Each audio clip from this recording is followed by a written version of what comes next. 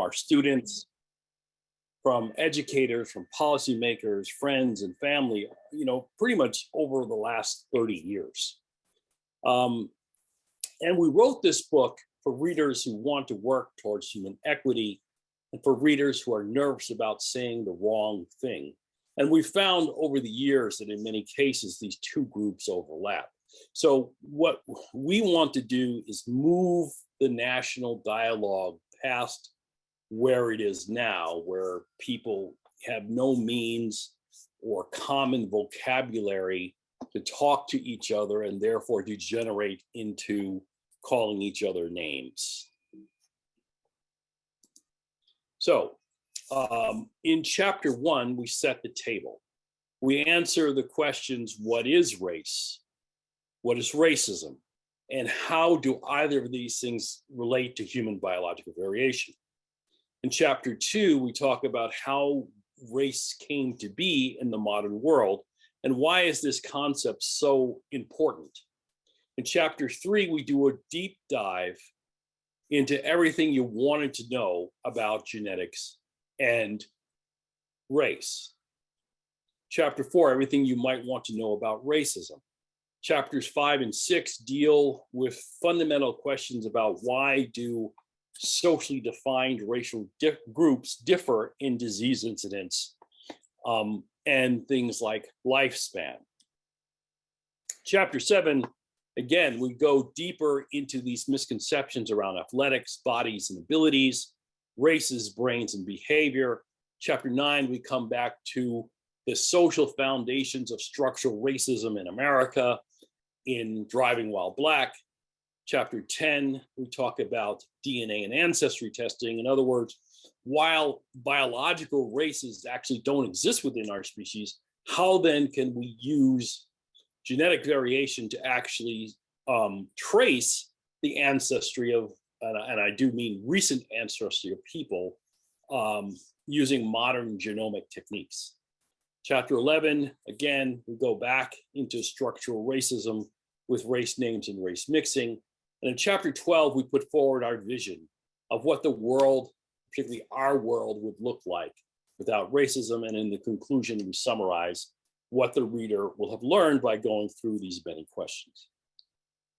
Now, here are some of the questions that you might encounter in the first chapter.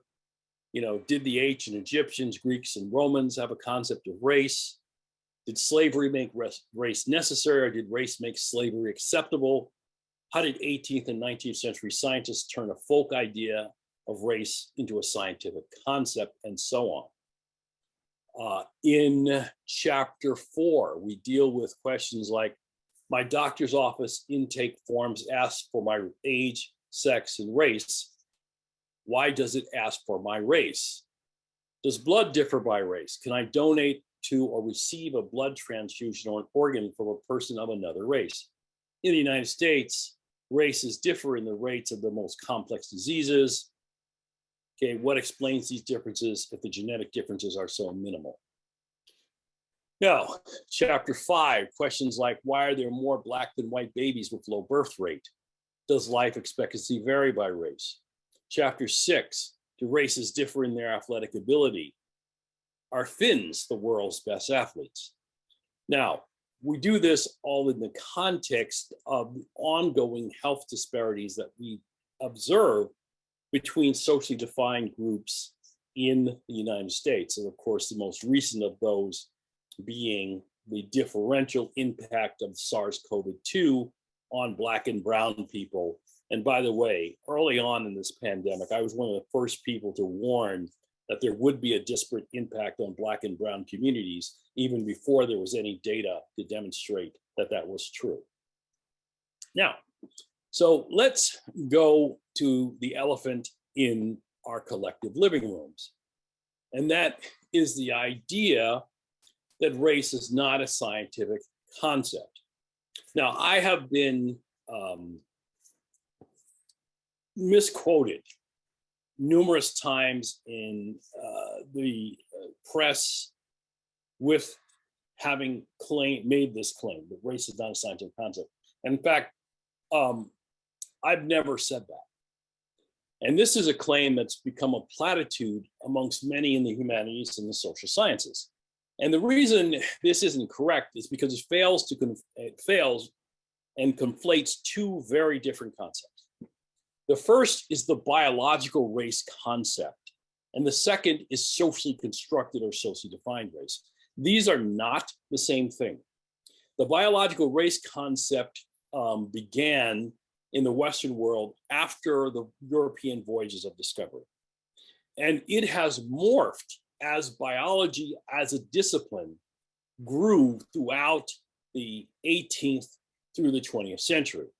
And another point that I want to make is that the first two of these biological race concepts, the morphology or physical traits and the geographical location where people lived, these were actually based upon creationist notions of human variation.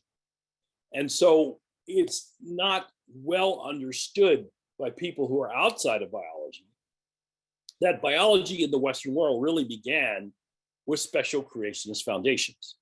In other words, when Linnaeus writes Systema Naturae in 1835, and then in the 10th edition, when he deals with human variation, which was published in 1758, he is a special creationist. He thinks that human beings are the descendants of Adam and Eve. And the question of where these varieties come from is something that Linnaeus can't really explain, and he didn't try. All he did was essentially characterize the varieties of humans that had been reported to him by various travelers.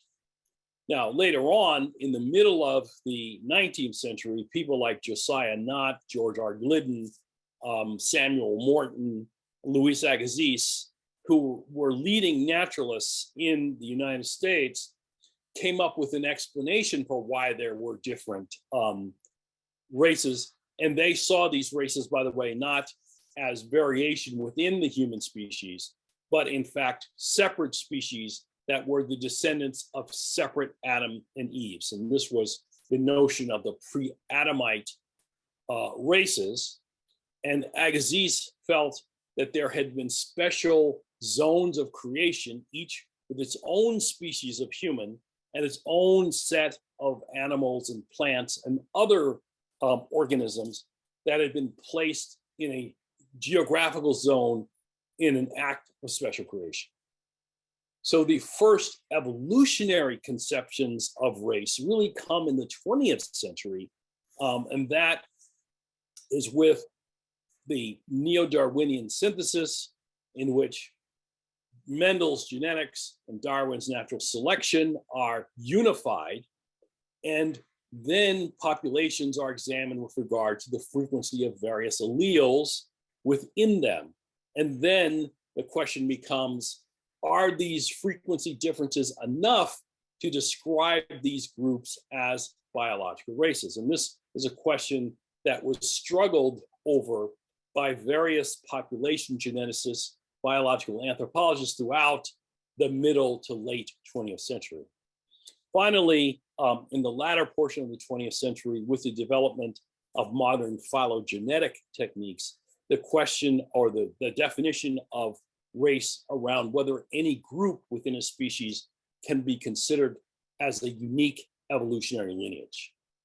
So this is a very different way of looking at biological variation, not just within humans, but any organism, versus the socially constructed or socially defined race concept, which only applies to humans and arbitrarily utilized aspects of morphology, geography, culture, language, religion, all in the service of a social dominance hierarchy. And so you need to recognize that while our species does not have biological races, and that we do have geographically based genetic variation, these are not the same, and they don't correspond to the socially defined groups which were purposely constructed to support social dominance. And so therefore the title of our book, Racism Not Race, brings home for the reader the idea that it was racism that created the socially defined racial groups, not the underlying biological variation within our species. Now, I'm going to quickly explain why that's true. And again, I know that not everyone in the audience has had a great deal of exposure to population genetics. But Sewell Wright, who is one of the architects of the neo-Darwinian synthesis in the early 20th century, came up with a way to measure the amount of genetic variation or distance within a species at various levels. These were his F statistics. So you could look at variation within local groups, you could look at variation between regional groups, and you could look at variation within the whole species. So the FST statistic looks at the level of the entire species and any arbitrarily defined subpopulations. Now, with regard to the human species, those subpopulations have tended to be those associated with continental boundaries. So, for example, Africans, Europeans, Central Asians, East Asians, Australians, Pacific Islanders, Amerindians. So we can ask the question, how different are these groups from each other? And this is done by looking at the amount of heterozygosity at a given genetic locus. Now, again, for folks who are not, deeply trained in genetics, we are a species in which all humans, all people, are derived from inheritance from a biological mother and a biological father. So therefore, at every position in our genome, we have one variant that came from our biological father, one variant that came from our biological mother. If those two variants are the same, we call that homozygosity, meaning that you have the same allele at that genetic position. If those two variants are different, then it's called heterozygosity. Now, heterozygosity is determined by how many genetic variants exist for a given locus. So some loci, there are no other alleles, at least none that allow you to be alive. And we call those loci monomorphic. But however, up to I can't say a third, but a small fraction of our genetic of our genome, sorry, not our genetic variation, of our genome allows for the substitution of genetic variants and not immediate death. So that's where we're looking at heterozygosity. Now, this equation, if you look at it, is structured such that the denominator is the total heterozygosity within the species at the locus in question. The numerator is the total heterozygosity minus the heterozygosity of the subgroups. Now, if you look at that equation, you will recognize that the highest value the equation can take on is 1. Meaning if there's no heterozygosity at that locus between the subgroups, then HS becomes 0 and HT over HT is 1. Now, on the opposite end of the scale, if the heterozygosity of the subpopulations is equivalent to the heterozygosity of the total species, then HT minus HS becomes 0. So Wright reasoned that somewhere along that continuum between 1 to 0, okay, 1 meaning you have complete differentiation of all your subgroups. Clearly, here you're talking about biological race or subspecies. 0 meaning there's no differentiation between your subgroups, meaning that you have a completely panmictic population over the range of that species, meaning there's no such thing as race or anything close to that.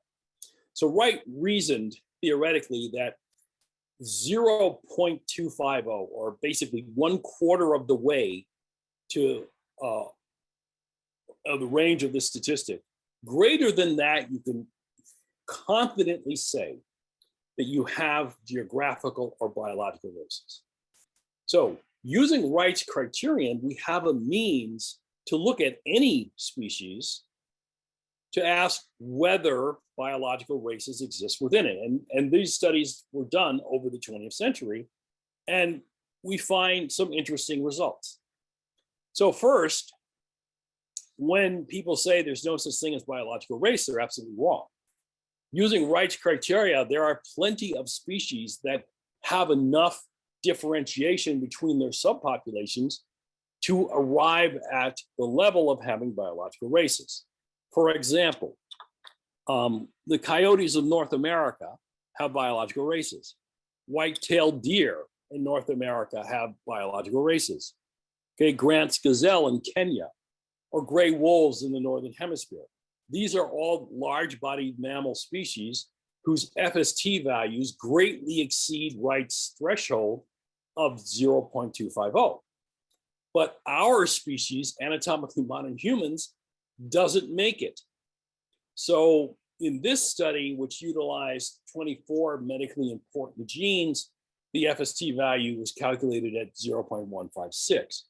But you would all agree that 24 genes is really not enough to make a definitive determination of whether, humans can make Wright's threshold or not. So a more modern study, which was published in 2010, looked at genetic variation at the molecular level along 5 human chromosomes in 2 types of genetic regions. The first, on the left-hand side of this slide, is regions which code for a protein and therefore would face the action of natural selection. And when you look at the FST values for, and this is a comparison between Africans and Europeans, for chromosome 5, 9, and 13, you get values like 0.085, 0.087, 0.074. In fact, the highest value in the coding regions is 0.103 on chromosome 17. And now this is looking at 1400s genetic markers. So these are what we call single nucleotide polymorphisms. So this is an extensive examination of genetic variation on these chromosomes. None of these come close to exceeding Wright's threshold. Now, in the non-coding regions, we find slightly higher values of genetic differentiation. So chromosome 5, you're getting a number like 0.120. The highest at chromosome 17, again, 0.154. Now, what's the difference between the non-coding and the coding regions? The difference is that in the non-coding regions, natural selection doesn't act. And that's because these genetic sequences don't produce anything that end up being acted on by natural selection. Therefore, they are free to vary along with the mutation rate and the population history of the group in question. And again, we're looking at, okay, in terms of genetic markers, 82,000 on chromosome 5. So this is not a small sample. And once again, nowhere on these chromosomes in coding regions or non-coding regions do we exceed Wright's threshold of 0.250. Now, I'm going to show you why that's true. The reason why that's true is because we are a young species, okay, only around 340,000 years old. Of that 340,000 years, 240,000 of them were spent all in one place, and that is Africa. Humans only began to migrate out of Africa around 100,000 years ago. And our migration was relatively consistent and continuous. And so the plot on the bottom here from this study by Lawson Hanley et al. In 2007 shows if we compare populations on an axis of the geographic distance between them, and the y-axis being the genetic distance as measured by FST, what we see is that populations that are relatively close to each other geographically share more genes in common than populations that are not the word differentiated, but are more distant from each other geographically. But once again, what you see is a continuous change in genetic differentiation going from very little, with little distance from East Africa, to much more by the time you get to the Americas, but these values still don't exceed 0.250. Now, this is also predicted, by the way, when we recognize that because human migration occurred in a series of events to found new populations, genetic diversity was actually lost as people left Africa. And so in the top panel, we see the heterozygosity of human populations, again, mapped across geographical distance. And we actually see that heterozygosity goes down away from Africa, indicating that the most genetic variability that exists on the planet is found in Africa. And as you move away, because of these serial founder events, you lose more genetic variability.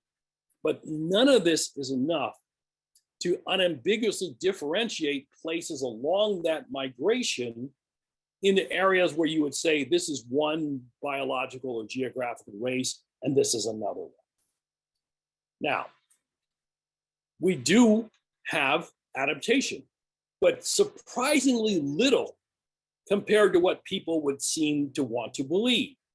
So if we look at examples of where there is strong evidence of local adaptation, there are only a few genetic loci where that's true. For example, in Africa, we see things like trypanosome resistance due to the two genetic variants at Apple L1.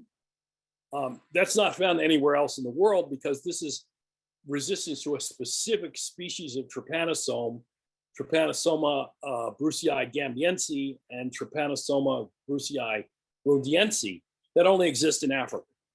On the other hand, anti-malarial adaptations, of which there are 6 well-known systems, are found not just in Africa, but also in southern Spain, in southern Italy, along the Mediterranean, in the Saudi Peninsula, all the way into India, indicating that adaptation or variation at these loci is an adaptation to malaria, and it's not a way to differentiate populations by what we would call biological race.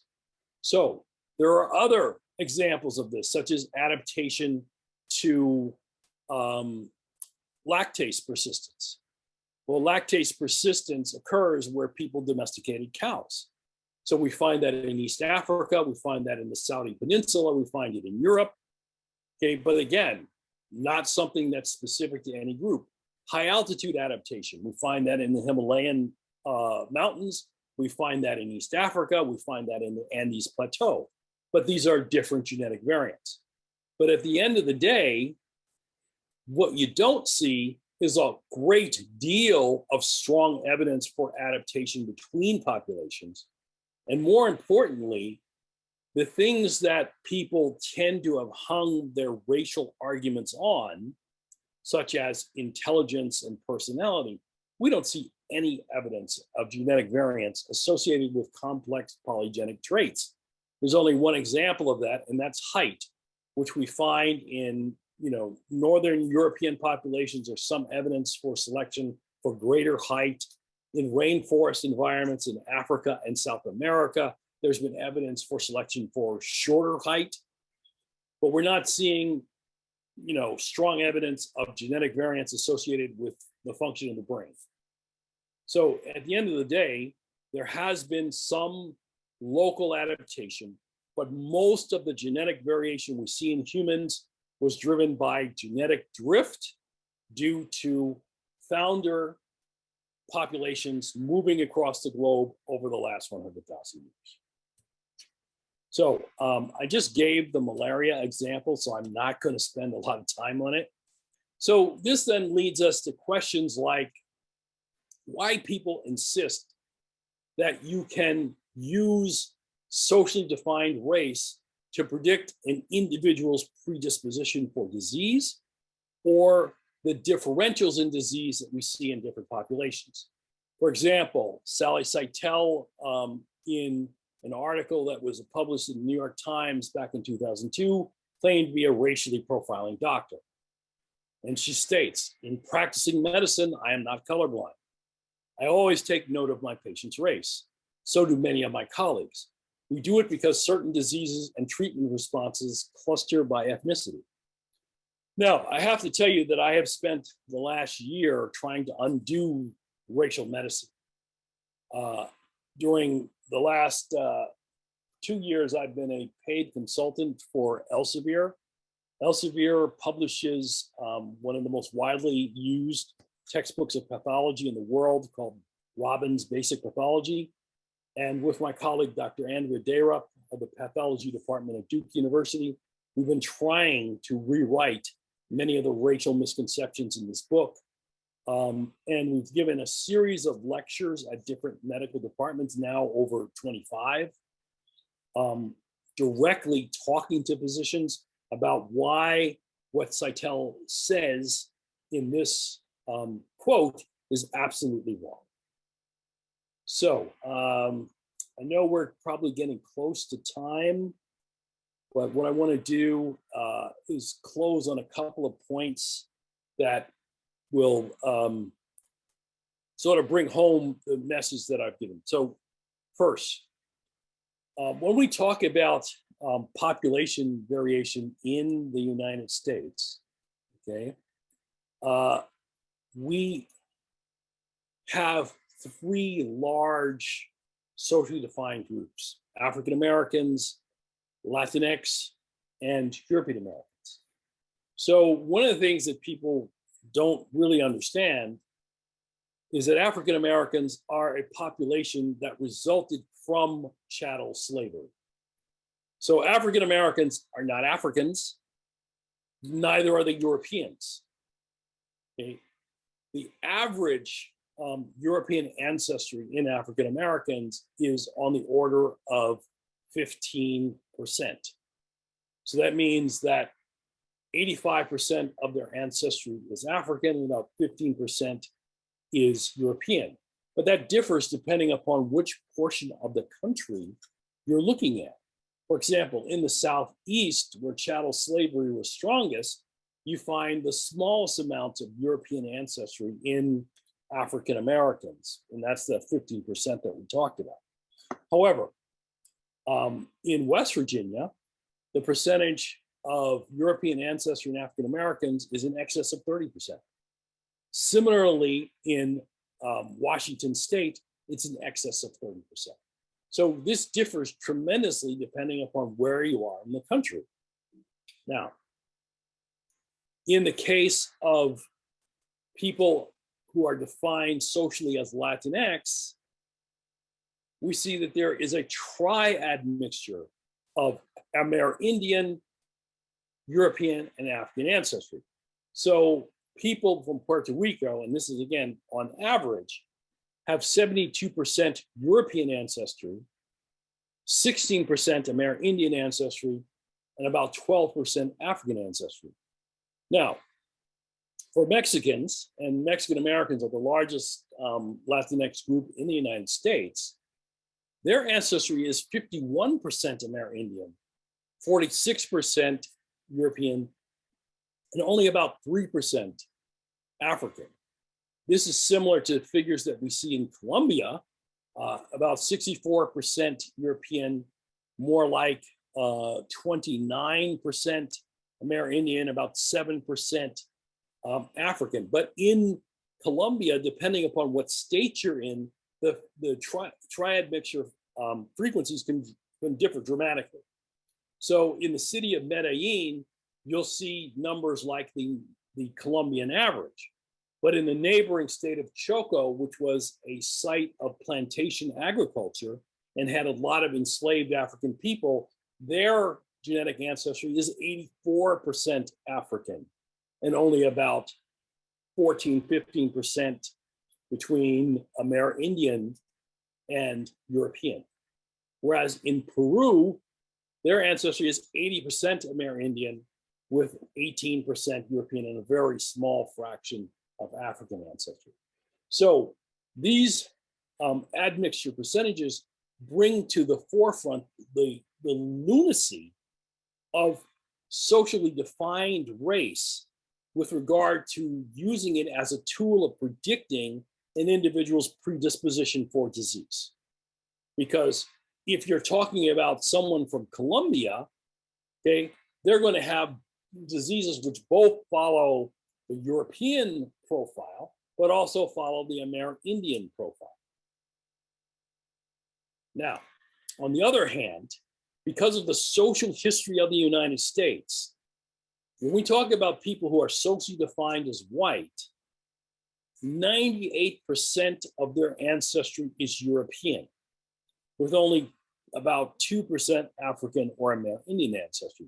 Now, most of that European ancestry comes from the United Kingdom and Ireland, between 25 to 55%, and 5 to 20% being Scandinavian. Now, this is because of our nation's history of using the rule of hypodescent, meaning anyone that had any detectable African, Amerindian, or Latino ancestry was socially defined into those groups and no longer white, even though they clearly have ancestry from Europeans. They are defined as something else. So this scheme allowed the United States to have a white population that can confidently say that 98% of its genome originated somewhere in Europe. Now, I'm going to end talking about the nature of disease risk, and then I'll be willing to take questions from the audience. So the reason, again, why these simplistic notions of human variation as used in socially defined race fail is because disease risk is always an interaction between genetic composition, environment, and chance. Now, the diseases that make up the substance of health disparity, and here I'm talking about complex diseases like heart disease and cancer, stroke, diabetes, these are diseases whose genetic contributions can only be understood by quantitative genetic models.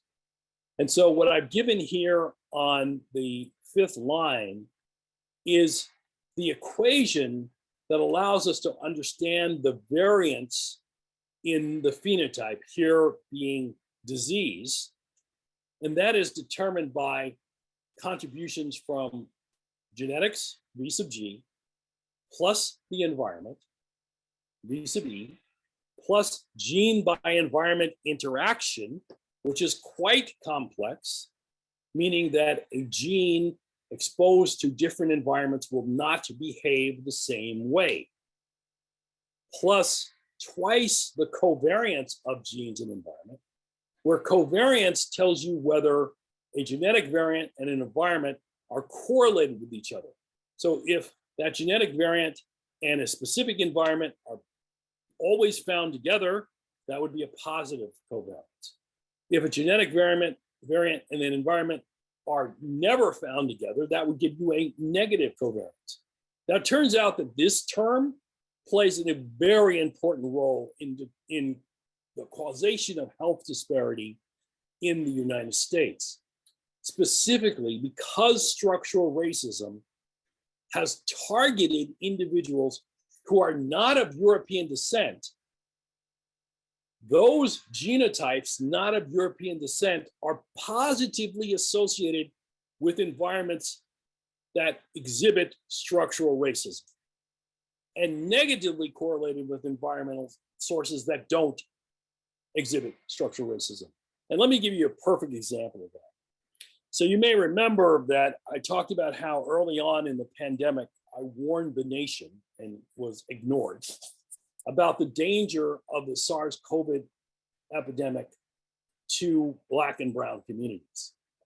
And my reasoning for that was the long history of infectious disease, sweeping through these communities because of the conditions that they live in. So a paper was published yesterday examining the prevalence of SARS-CoV-2 infection early in the pandemic and formerly redlined districts in New York City. And of course, you already know the answer to what I'm going to tell you. That paper showed that individuals who lived in those formerly redlined districts were the ones most likely to contact SARS-CoV-2 and come down with coronavirus disease.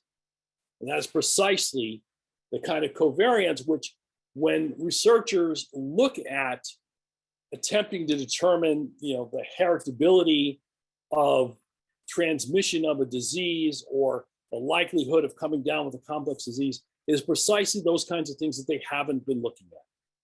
They sort of look at a couple of standard sociological variables like, parental education or socioeconomic status, but those kinds of social economic variables aren't enough to show the real complexity of how individuals have been disadvantaged by structural racism in the history of the United States.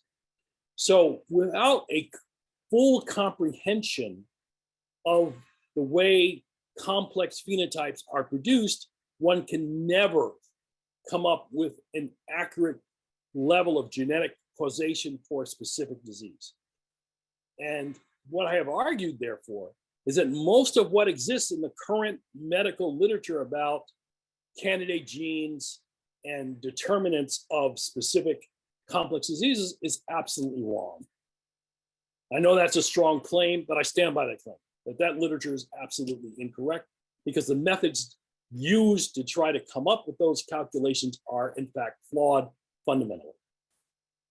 So these data explain what I'm talking about, so I'm not going to spend a whole lot of time on that. So again, I'm going to go to a study that looked at the estimate of lifespan in European Americans over the last century in New York City.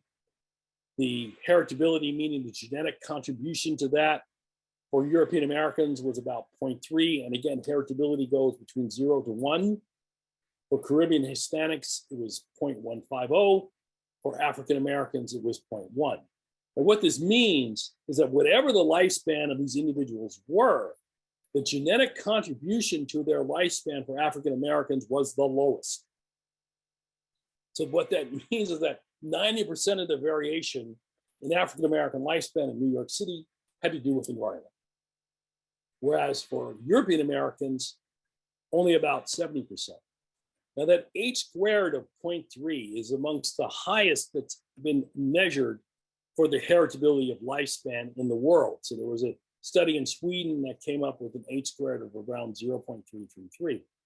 And so again, I would argue because of structural racism and social dominance, European Americans in New York City lived closer to their genetically determined lifespan than the other two groups who were pushed down from what their potential lifespan could have been because of the impact of structural racism.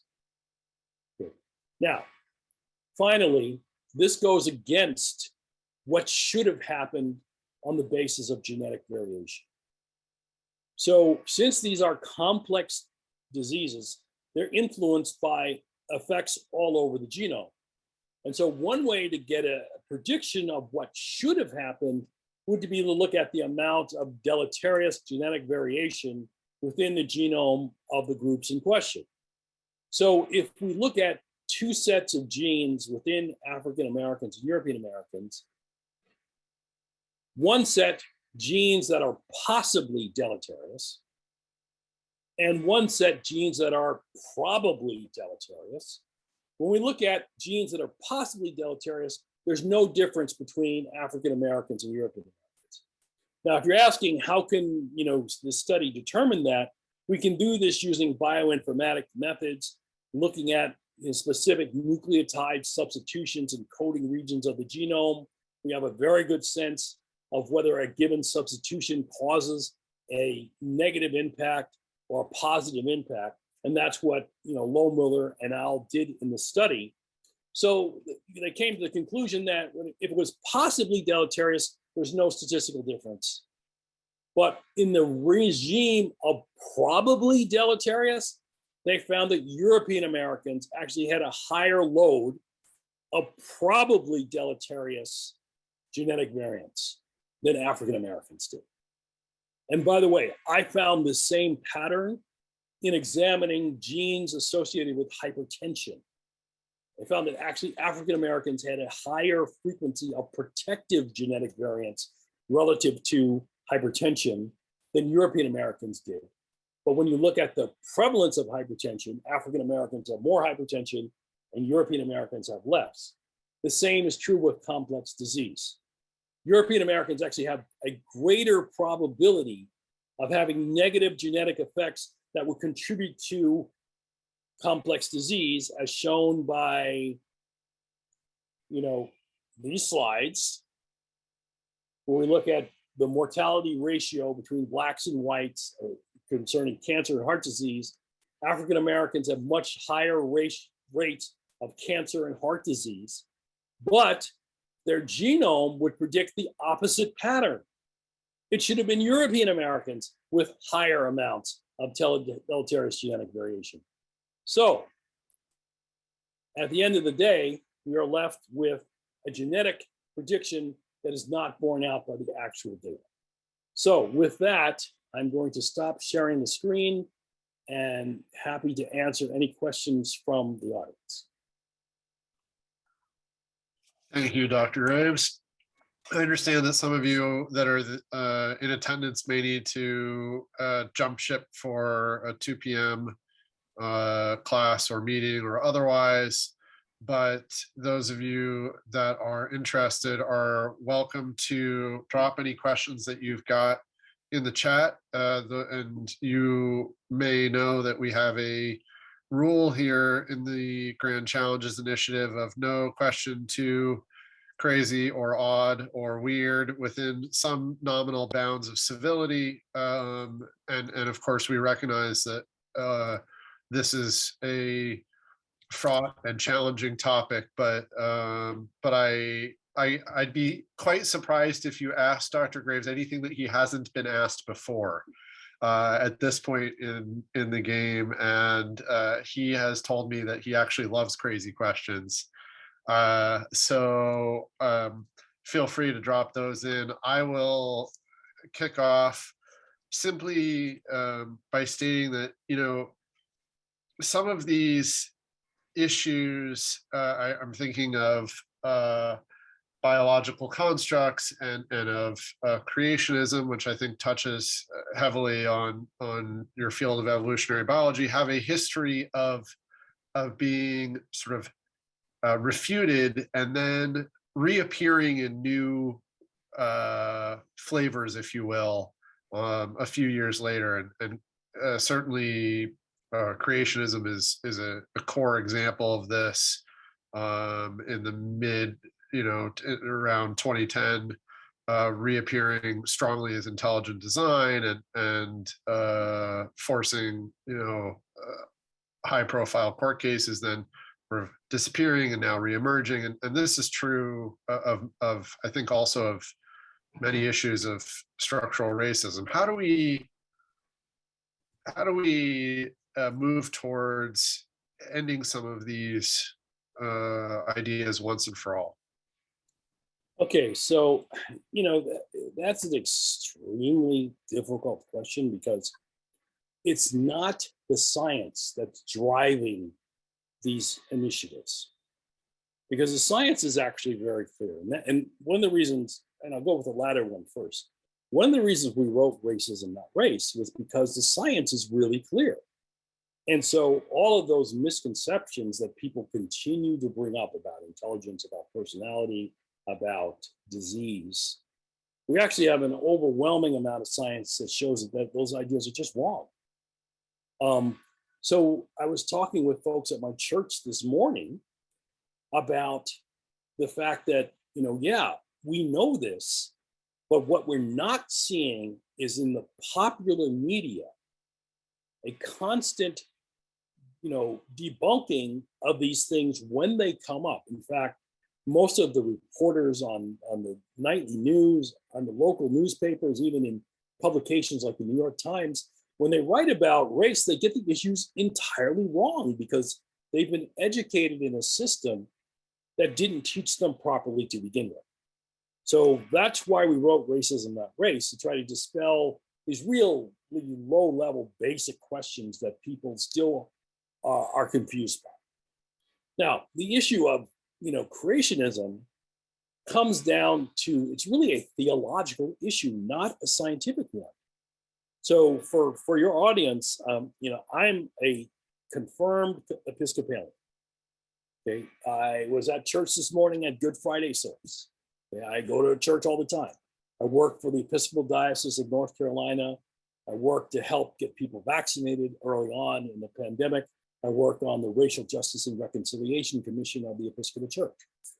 So for me, the question of evolution is not one of science versus religion. It's one of good science versus bad science. And all of the nonsense that comes out of special creationist sites and authors is just scientifically garbage. Okay, but it's driven by, I also think, their bad theology. And that bad theology comes from the idea of biblical inerrancy. In other words, everything written in the Bible is literally true. If you take that position, you can't support any modern science. So in my denomination, we feel that everything in the Bible with regard to human salvation is correct.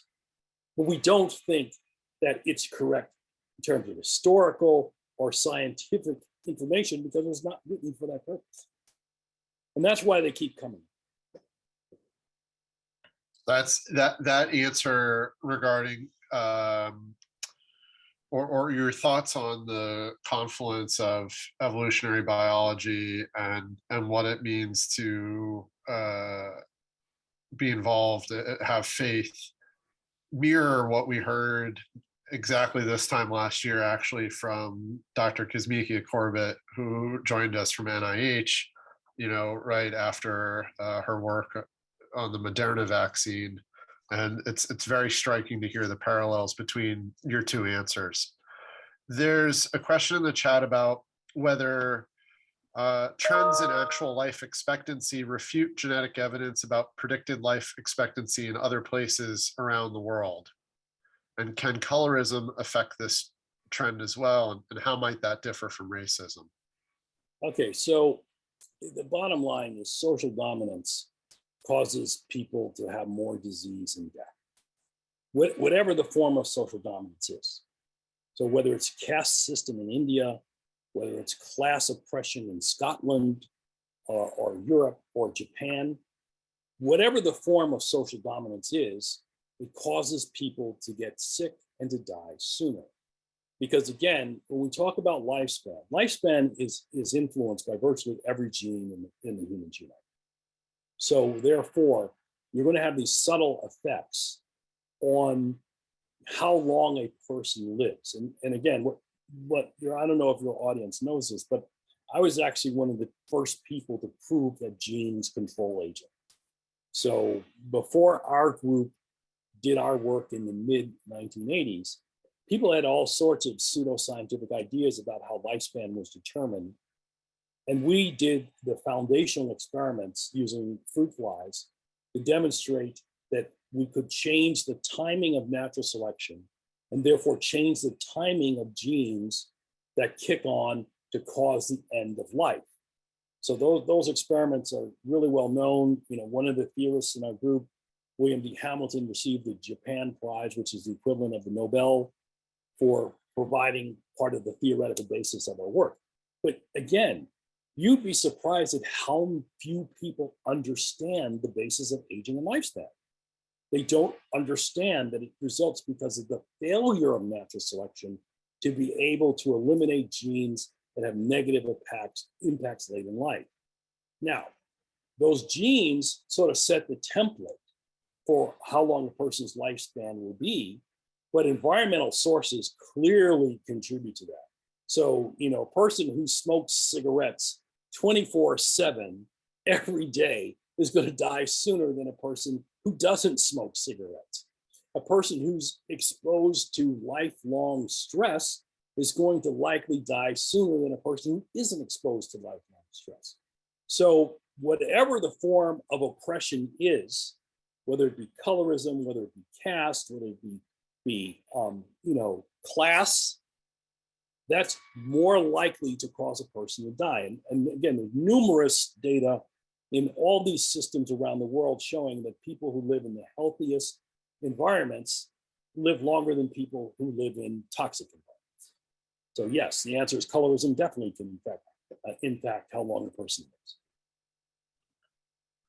I want to close in the interest of time with a question that I often ask speakers who come in to talk to us about. Most of our speakers come in to talk to us about grand challenges, and often those are incredibly complex topics with really profound implications for life as we know it, and or society, or whatever it may be. What is it that gives you hope moving forward on this topic? If you mean on racism? Yes. So I spent a lot of time talking about that in the conclusion of Racism, Not Race, a world without racism. I honestly believe that most people are good. And if given another way of viewing things, can be motivated to take action to make not only their lives better, but the world better. Now, having said that, I do end my conversation in Racism, Not Race, and I expand upon that significantly in Voice in the Wilderness, which comes out in September of 2022, that we are at a watershed moment for the future of this species. In other words, people of good faith who believe that a world should be dominated by justice as opposed to injustice. And let me make this really clear. The current world we live in is dominated by injustice and cruelty. Okay? And if the situation in Ukraine hasn't convinced you of that, I don't know what can. So we have an opportunity to make a decision now about what our future should be with regard to justice. But that's not going to happen on its own, because the people who run the world don't want to see a world of justice. They are very happy living in a world where they can exploit the masses of people on the planet for their labor, for their resources, and enjoy their lives in opulence and wealth. We have to stand up to those people. And if we do not, they're going to take all of us with them, literally. So we're at that moment where we need to make a decision about what kind of world we want. And that's what gives me hope. But it's also something that people should take very seriously. Dr. Graves, thank you. What a powerful statement to end. And I appreciate that, especially in light of all that's in the morning news in the last couple of weeks and months and even years.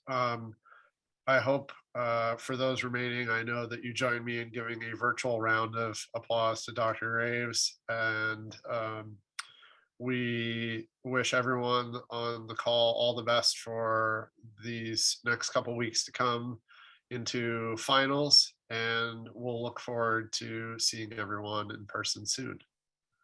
Thanks again, Dr. Graves. Thank you all for having me today. And again, my apologies for the delay. No problem.